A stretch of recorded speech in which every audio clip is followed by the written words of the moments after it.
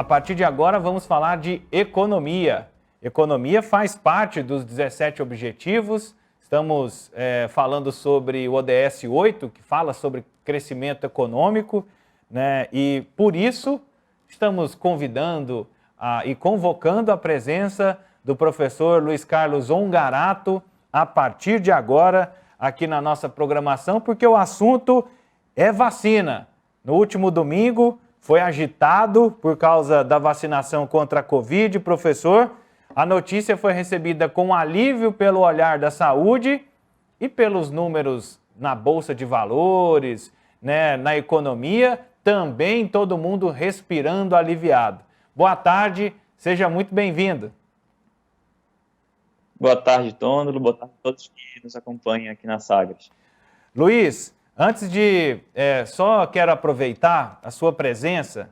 O Rodrigo Albernaz tá na disputa aqui comigo, nosso diretor de TV aqui, que o São Paulo ganha do Inter amanhã. Eu quero uma pessoa isenta para falar sobre esse resultado. Quem que você aposta como favorito amanhã para o jogo? É só a gente olhar as últimas 6 rodadas, né? Né? Então é o Inter mesmo, né? É o Inter, não tem como. Então combinado, viu? Opinião isenta, viu, Rodrigo? Isenta dentro da nossa conversa. Mas vamos falar sério, professor. Nesse cenário de economia, o que dá para levantar de importante que o início da vacinação pode trazer de alento e de alívio para a economia brasileira? Bom, Tôndolo, acho que todos nós brasileiros comemoramos o anúncio da Anvisa no domingo, autorizando aí a vacinação a acontecer de fato. Então, isso gerou um ânimo, né, em todos nós, cidadãos, todos os setores da economia. Estamos com muitas esperanças em relação ao final da pandemia. Então, a gente já teve essa injeção de otimismo dentro do mercado, o que refletiu em bolsa de valores, no ânimo geral, né, do comportamento de investidores, na propensão de realmente de investir para que o Brasil saia dessa crise, já que é antes da pandemia e que tende a perdurar mais algum tempo. Por que a vacina interfere tanto assim na Bolsa? É só esse movimento especulativo? Não, Tôndolo, por quê? A gente espera que dentro da Bolsa de Valores, se você pegar os papéis, por exemplo, de grupos de shopping centers, de redes varejistas tradicionais, esses papéis, né, ou essas ações, elas ainda não estão no mesmo nível de valorização do que estavam antes da pandemia. Então, temos vários setores na economia, como esse que eu citei, que eles ainda não se recuperaram. Quando a gente fala de recuperação da Bolsa de Valores, a gente fala na recuperação do total de pontos do índice. A gente fala de macro, mas quando a gente vai para o micro, para cada setor específico, nem todos os setores cresceram, nem todos os setores estão no mesmo nível do início da pandemia e outros setores estão piores. Então, a ideia é que a gente recupere esses setores que estão num patamar inferior ao início da pandemia, para que sim haja, de fato, um crescimento. E por isso que gera essa empolgação, porque esses setores criam a expectativa de uma retomada e de um novo cenário. Isso mesmo, né? Imagina assim, que se a gente já atingiu a nossa pontuação recorde na semana passada, né? Automaticamente, com a recuperação desses setores, espera-se que vá ser ainda melhor. Porém, a gente tem que tomar cuidado com uma questão na vacinação, Tôndolo. E aí, professor, um outro aspecto da economia, você citou shopping centers, as atividades que tendem a reagir com o início da vacinação estão ligadas ao consumo, ao comércio propriamente dito, ou tem outras áreas que estão em baixa ou estão com muita dificuldade e vão se tornar mais importantes nessa retomada? A ideia aqui, Tom, realmente são os setores que você comentou, né? Que tem diretamente a ver com o consumo, com o varejo tradicional, com os espaços, né? Porque assim, a Bolsa de Valores ela não vai contemplar todos os setores da economia. Então, temos alguns setores que, dentro das empresas que compõem o índice Bovespa, do B3, ainda esses dois setores, né, de varejo tradicional, e também a questão aí dos próprios shopping centers, que tem várias construtoras, né, várias corporações, incorporadoras, que ainda precisam ter vamos dizer assim, o seu valor patrimonial recuperado a um patamar antes da pandemia. E também olhando pelo aspecto da economia, o início da vacinação gera um alívio para todo mundo. Mas alguém tem que pagar essa conta, né? Porque não é um produto, um bem gratuito, né? Os laboratórios investiram pesado, mantiveram equipes trabalhando em alta intensidade para que pudessem entregar o mais rápido possível, para que elas pudessem também ter o seu lucro, né? O resultado em cima disso. A necessidade, por exemplo, do Brasil ter que comprar 100 milhões de doses preocupa o aspecto para a economia? Preocupa sim, Tôndolo, no sentido não necessariamente do gasto, porque a gente sabe que o que é investido, por exemplo, um novo suporte de amparo econômico, né, ou uma bolsa, um auxílio emergencial, né, ele é muito mais oneroso para os cofres públicos do que a vacinação. Mas qual que é o nosso problema fundamental hoje? É a não existência no Brasil, a indisponibilidade de vacinação.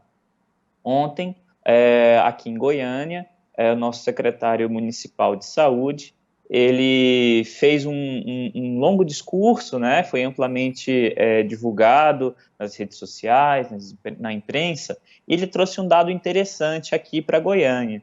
Se Goiânia se tivesse à sua disposição o quantitativo total de doses hoje, nós conseguiríamos vacinar toda a população de Goiânia em 4 meses. Se já tivesse hoje. Infelizmente, nós não dispomos desse quantitativo total hoje para começar essa imunização em massa.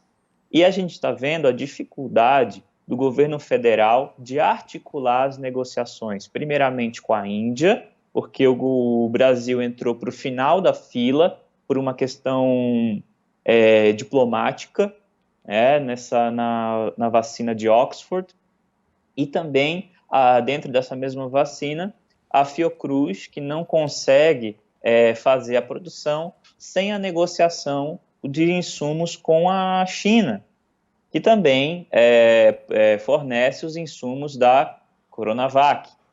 Então, o que acontece? Hoje, nós não temos um grande quantitativo e isso vai fazer com que atrase. Então, Tôndolo e vocês que estão nos acompanhando, vamos supor que se a vacina chegasse totalmente, né, hoje nós teríamos aqui no Brasil de 4 a 5 meses para se restabelecer a normalidade, vamos colocar assim, mais próximo da normalidade. Como isso não vai acontecer, quanto mais a gente atrasar, a gente tinha uma expectativa que no terceiro semestre a economia já podia voltar a crescer. Só que se atrasar agora 1 mês, 2 meses, 3 meses, pode ser que 2021 já comece como um ano perdido na economia, porque a gente vai continuar no mesmo patamar de consumo, de segurança, ou até em situações piores, como a gente já viu aqui no Amazonas, e agora começa a falta de oxigênio também no Pará. Então, é uma questão de muita instabilidade e a gente precisa ter muita urgência para ter essa vacina, esse quantitativo necessário de vacina aqui no Brasil para a gente poder salvar o ano de 2021 do ponto de vista econômico. E aí essa é uma das minhas perguntas. O fato de outros países já acelerarem, já terem negociado, já terem feito contratos, já antecipado essa parte para ter prioridade na vacinação e o Brasil não fez isso, isso atrapalha inclusive num posicionamento do Brasil na economia global? Sim, Tôndolo, atrapalha. Primeiramente porque alguns elos diplomáticos foram desfeitos, então o Brasil ele realmente vai ter que ter uma postura muito mais humilde dentro do xadrez internacional. E tem também uma outra questão que não é apenas diplomática, Tôndolo, é uma questão simples. Imagina assim, se você tem uma fábrica como a Ford, né, que gerou tanta discussão nas últimas semanas com a saída do Brasil. Se você tem um investimento para fazer na América Latina ou na América do Sul, mais especificamente, você vai investir num país que tem uma dinâmica econômica já restabelecida pós-pandemia ou um país que está em incertezas? Então, o Brasil ele está atrás, por exemplo, na atratividade de investimentos internacionais nesse ponto. A Argentina já começou a sua vacinação antes da nossa e, inclusive, né, há uma articulação aí para nós produzirmos vacina no Brasil, a Sputnik V, e fornecermos para a Argentina, porque no nosso território não está autorizado ainda. Então, isso vai gerar todo um atraso, né, e uma necessidade aí de muito empenho para poder gerar empregos no pós-pandemia, porque atualmente o Brasil está muito desorganizado nesse sentido. E aí, professor, esse ritmo lento da vacinação, esse ritmo mais lento na hora de produzir as vacinas, né? A gente fez o Butantan fez uma entrega de 6 milhões, mas não sabe quando vai entregar o próximo lote por causa dessa questão dos insumos. Um mercado que se anima com o início da vacinação de uma forma geral no planeta. Mas, ao mesmo tempo, a gente vive esse momento de politização no Brasil e de incerteza, né? Os nossos vizinhos se posicionam de uma forma mais sólida, né? E aproveitam melhor esse momento. O que a gente tem que prestar atenção nos próximos passos para sabermos lidar pelo olhar da economia, pela perspectiva da economia, para que a gente possa fazer a leitura correta dos passos do mundo corporativo, do mundo governamental, né, do poder público, em especial do governo federal. Que movimentos são esses? Hoje eu vi que estava iniciando, foi a primeira reunião do Copom. Amanhã, no final do dia, tem a definição da taxa Selic. O que a gente precisa ficar atento para entender os sinais da economia brasileira para esses próximos meses? Tôndolo, eu vou tentar resumir em alguns pontos que são importantes. Primeiramente, independente da orientação política, ideológica, vamos falar apenas de economia no Brasil. Como a gente já falou várias vezes aqui no Tom Maior, a gente sabe que a composição do nosso PIB, nosso Produto Interno Bruto, que é a nossa economia, ela depende mais de 60% de consumo. Hoje, esse consumo ele está freado. A gente passa por um processo de desindustrialização, ou seja, a gente não está competitivo, mas isso não é de hoje. A desindustrialização do Brasil já vem há 20 anos, tá? Então, é algo para nós, cidadãos como um todo, independentemente de funcionários ou empresários, cobrarmos medidas efetivas dos governos estadual e federal, as medidas que voltem a dar tranquilidade para nós, cidadãos, voltarmos a ter a nossa vida cotidiana, tranquila, normal, né? Por quê? Primeiramente, a gente tem um cenário de inflação muito elevado se desenhando aí pela frente. A gente tem um fator cambial que está pesando muito na nossa economia. A gente observa que o presidente Joe Biden, ele vai fazer um pacote de injeção de bilhões, né, trilhões de dólares ali na economia. E o que vai acontecer? A tendência é que o dólar se desvalorize. Porém, como o Brasil está um ambiente tão instável economicamente e politicamente, pode ser que nós não vamos surfar nessa desvalorização do dólar e o real se desvalorize ainda mais.